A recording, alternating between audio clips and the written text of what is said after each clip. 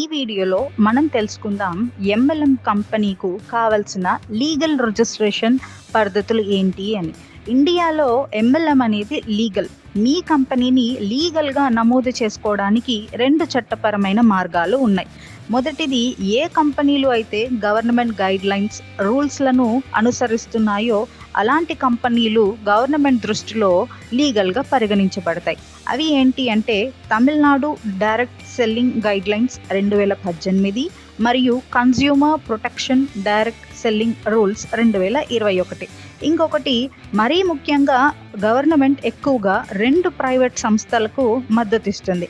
మీ company కానీ పై చెప్పిన 2 private సంస్థలలో ఏదో ఒక దానిలో నమోదు చేసి ఉంటే అప్పుడు మీ కంపెనీ లీగల్గా పరిగణించబడుతుంది. ఆ సంస్థలు ఏంటి అంటే Indian direct selling association IDSA, ఇంకొకటి federation of direct selling association FDSA.